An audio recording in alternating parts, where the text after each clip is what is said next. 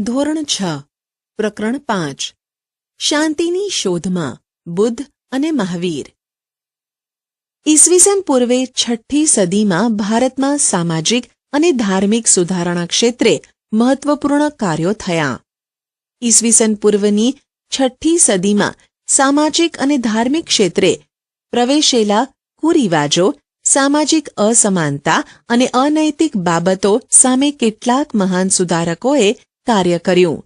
તેમાં ગૌતમ બુદ્ધ અને મહાવીર સ્વામી મુખ્ય છે। આપણે ગૌતમ બુદ્ધ અને મહાવીર સ્વામીના જીવન, એમની સાધના અને તેમણે સ્થાપેલા માનવ ધર્મને સમજવાનો પ્રયત્ન કરીશું। ગૌતમ બુદ્ધ પ્રારંભિક જીવન। ગૌતમ બુદ્ધ અને બૌદ્ધ ધર્મ વિશે જાણવા માટે આપણને જાતક કથાઓ અને બૌદ્ધ ગ્રંથો ત્રિપિટક, સુત્ત પિટક, વિનય પિટક અને અભિધમ્મ પિટકમાંથી ઘણી માહિતી સાંપડે છે। 550 જેટલી જાતક કથાઓ બુદ્ધના પૂર્વજન્મો સાથે સંકળાયેલી છે। ભારતમાં હિમાલય ક્ષેત્ર તરફ નેપાળની તરાઈમાં કપિલવસ્તુ નામનું રાજ્ય હતું। કપિલવસ્તુના ક્ષત્રિયો શાક્ય કહેવાતા। તે ગણરાજ્ય હતું। આ ગણરાજ્યના વડા શુદ્ધોધન હતા। શુદ્ધોધનના પત્ની મહાદેવી। ગૌતમ બુદ્ધનો જન્મ ઈસવીસન પૂર્વે 566માં શુદ્ધોધન અને મહાદેવીના ઘરે થયો। તેમનું બાળપણનું નામ સિદ્ધાર્થ હતું। જન્મના થોડા દિવસો બાદ તેમના માતા મહાદેવી મૃત્યુ પામ્યા। તેથી તેમનું પાલનપોષણ ગૌતમી મહાપ્રજાપતિએ કર્યું, જે તેમના પાલક માતા હતા।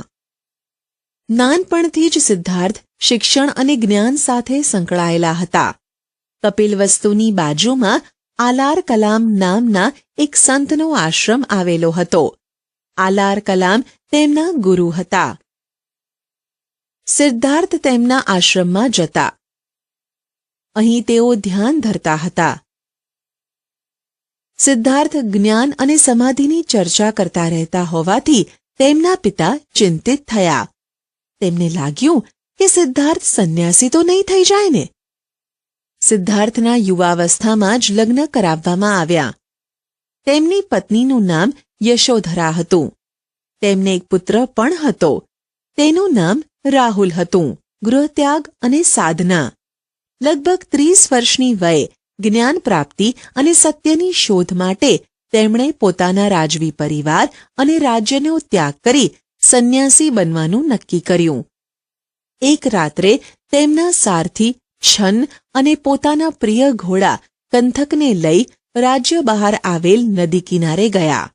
પોતાના રાજવી પોશાકનો ત્યાગ કરીને છન્નને પોતાના તમામ આભૂષણો આપી કંથકને લઈને રાજમહેલ જવા આજ્ઞા આપી અને પોતે સંન્યાસીના ભગવા કપડાં ધારણ કરી જંગલ તરફ ચાલ્યા। ગૃહત્યાગ બાદ તેઓ રાજગૃહ અને પછી પુરોવેલા નામના સ્થળે ગયા। અહીં 5 બ્રાહ્મણો સાથે તપશ્ચર્યા શરૂ કરી। તેમને લાગ્યું કે અન્ન જળનો ત્યાગ કરી શરીરને કષ્ટ આપવાથી જ્ઞાન પ્રાપ્ત થશે નહીં। અધ્યાત્મ માર્ગ અને પોતાની તૃષ્ણાઓ ઉપર વિજય મેળવવો એ જ મનુષ્યનું મોટું કર્તવ્ય છે। તેમણે 5 બ્રાહ્મણોનો સાથ છોડીને એકલા જ તપશ્ચર્યા કરવાનો નિર્ણય કર્યો। બોધિ ગયા ખાતે એક પીપળાના વૃક્ષ નીચે બેસી તેમણે સત્ય અને જ્ઞાન પ્રાપ્તિ માટે સાધના શરૂ કરી। ઘણા દિવસોની સાધના પછી વૈશાખી પૂર્ણિમાના દિવસે તેમને જ્ઞાન પ્રાપ્ત થયું। જ્ઞાન પ્રાપ્ત થતાં સિદ્ધાર્થમાંથી તેઓ બુદ્ધ થયા। બુદ્ધનો અર્થ જાગ્રત કે જ્ઞાની થાય છે। પાછળથી તેઓ ગૌતમ બુદ્ધ કહેવાયા। ઉપદેશ। જ્ઞાન પ્રાપ્તિ બાદ બુદ્ધ સારનાથ ગયા, જ્યાં તેમને તેમના જૂના બ્રાહ્મણ મિત્રો મળ્યા। સૌપ્રથમ વખત તેમણે આ 5 બ્રાહ્મણ મિત્રોને સારનાથ ખાતે ઉપદેશ આપ્યો। બુદ્ધના આ પ્રથમ ઉપદેશને ધર્મચક્ર પ્રવર્તન કહેવામાં આવે છે। બુદ્ધે સંસારના દુઃખોમાંથી મુક્તિ મેળવવા બહુ જ સરળ અને સાદો ઉપદેશ આપ્યો। તેમના મતે 4 આર્ય સત્ય છે: 1. સંસાર દુઃખમય છે. 2. દુઃખનું કારણ તૃષ્ણા છે. 3. દુઃખનો નાશ તૃષ્ણાનો ત્યાગ છે. 4. અષ્ટાંગિક માર્ગ અપનાવવાથી તૃષ્ણાનો ત્યાગ થાય છે. બુદ્ધે સમજાવેલા આ 4 આર્ય સત્ય બૌદ્ધ ધર્મના સિદ્ધાંત તરીકે જાણીતા છે, જેને સમ્યક દર્શન પણ કહેવામાં આવે છે. આટલું જાણો. સમ્યક દ્રષ્ટિ, સમ્યક સંકલ્પ, સમ્યક વાણી, સમ્યક કર્મ, સમ્યક આજીવિકા, સમ્યક વ્યાયામ, સમ્યક સ્મૃતિ, સમ્યક સમાધિ. સમ્યક સંસ્કૃત શબ્દ છે. તેનો અર્થ સારી રીતે એવો થાય છે. બુદ્ધ એક મહાન સુધારક તરીકે. બુદ્ધ મહાન ધાર્મિક અને સામાજિક સુધારક હતા. ધર્મ અને સમાજમાં વ્યાપેલા દૂષણો દૂર કરવા માટે તેમણે આજીવન કાર્ય કર્યું. તેમના અનેક શિષ્યો હતા. અનેક રાજાઓ અને રાજ્યો તેમના માનવધર્મથી પ્રોત્સાહિત થયા. તેમણે નીચે મુજબ સુધાર કાર્યો કર્યા. 1. ઈશ્વર અને આત્માનો ઇનકાર. બુદ્ધે ઈશ્વર અને આત્માનો ઇનકાર કરી કર્મવાદને મહત્વ આપ્યું હતું. તેમના મતે જો ઈશ્વર હોય તો દુઃખ સંભવે જ નહીં. આત્માના કલ્યાણમાં રત રહેવાને બદલે વર્તમાન કાળમાં સદવિચારયુક્ત જીવન જીવવું જોઈએ. 2. કર્મકાંડનો વિરોધ. હિન્દુ ધર્મમાં વ્યાપેલા કર્મકાંડનો વિરોધ કરી તેમણે યજ્ઞમાં થતી પશુ હિંસાને અટકાવવા તેનો વિરોધ કર્યો. તેમણે કહ્યું કે અહિંસા સર્વોચ્ચ ગુણ છે. તમામ પ્રાણીઓ પ્રત્યે અહિંસાથી વર્તવું તે માનવનું સૌથી મોટું કર્તવ્ય છે. 3. ઊંચ નીચના ભેદભાવોનો વિરોધ. આ સમયે હિન્દુ ધર્મ બ્રાહ્મણ, ક્ષત્રિય, વૈશ્ય અને શૂદ્ર એવા 4 વર્ણોમાં વહેંચાઈ ગયો હતો. બુદ્ધે આ વર્ણ વ્યવસ્થાનો જ વિરોધ કર્યો. તેમણે કહ્યું કે મનુષ્ય ઉચ્ચ કુટુંબમાં જન્મ લેવાથી મહાન નથી બનતો. તે પોતાના કર્મોથી, સદવિચારથી, સત્ય અને અહિંસાના પાલનથી મહાન બને છે. તેમણે સમાજમાં વ્યાપેલા ઉચ્ચ નીચના ભેદભાવનો ઉગ્ર વિરોધ કર્યો. 4. સ્ત્રીઓને મહત્વ. બુદ્ધે પોતાના આ માનવ ધર્મમાં પુરુષો જેટલું જ મહત્વ સ્ત્રીઓને આપ્યું.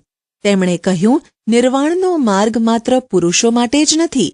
સ્ત્રીઓ પણ સાધના અને કર્તવ્યથી નિર્વાણ પ્રાપ્ત કરી શકે છે. નિર્વાણ. બુદ્ધને વૈશાખી પૂર્ણિમાએ બોધિ વૃક્ષની છાયામાં જ્ઞાન પ્રાપ્ત થયું. જ્ઞાન પ્રાપ્ત કરી બુદ્ધ ભારતમાં સમાજ અને ધર્મમાં સુધારો કરતા રહ્યા. અનેક લોકોને તેમણે સદમાર્ગે વાળ્યા. સત્ય અને અહિંસાનો ઉપદેશ આપી માંસાહાર અને ઉચ્ચ નીચના ભેદભાવનો વિરોધ કર્યો. 80 વર્ષની વયે કુશીનારામાં તેમનું અવસાન થયું અને તેઓ નિર્વાણ પામ્યા. પરંતુ વિશ્વભરમાં આજે પણ તેમના વિચારો અને ધર્મ જીવંત રહ્યા છે. મહાવીર સ્વામી. બૌદ્ધ ધર્મની જેમ જ ભારતીય સમાજ જીવનમાં જૈન ધર્મનું પણ અગત્યનું સ્થાન છે. જૈન ધર્મમાં કુલ 24 તીર્થંકરો થયા. આગમ ગ્રંથો જૈન ધર્મને જાણવાના મહત્વપૂર્ણ સ્ત્રોતો છે. આ ગ્રંથો પ્રમાણે જૈન ધર્મના પ્રથમ તીર્થંકર ઋષભદેવ અથવા આદિનાથ હતા. 23મા તીર્થંકર પાર્શ્વનાથ હતા. પાર્શ્વનાથ કાશીના રાજા અશ્વસેનના પુત્ર હતા. તેમણે 30 વર્ષની વયે ગૃહત્યાગ કરી સંન્યાસી બની જૈન ધર્મનો ઉપદેશ આપ્યો. તેમણે વૈદિક ધર્મ અને કર્મકાંડ તથા જાતિ પ્રથાનો વિરોધ કર્યો હતો. તેમણે સત્ય, અહિંસા, અસ્તેય અને અપરિગ્રહનો ઉપદેશ આપ્યો હતો. તેમના પછી 24મા અને છેલ્લા તીર્થંકર મહાવીર સ્વામી હતા. તેમના વિશે આપણે જાણીશું. મહાવીર સ્વામી. પ્રારંભિક જીવન. વજીજ સંઘના એક ગણરાજ્ય કુંડગ્રામના જ્ઞાતુક ક્ષત્રિય વંશમાં મહાવીર સ્વામીનો જન્મ થયો હતો. તેમનું બાળપણનું નામ વર્ધમાન હતું. તેમના પિતા સિદ્ધાર્થ ગણરાજ્યના રાજા હતા. મહાવીર સ્વામીના માતાનું નામ ત્રિશલાદેવી હતું. તેમના મોટા ભાઈનું નામ નંદીવર્ધન હતું. વર્ધમાન પણ ગૌતમ બુદ્ધની જેમ રાજકુમાર હોવાથી તેમણે અનેક કલાનું જ્ઞાન મેળવ્યું હતું.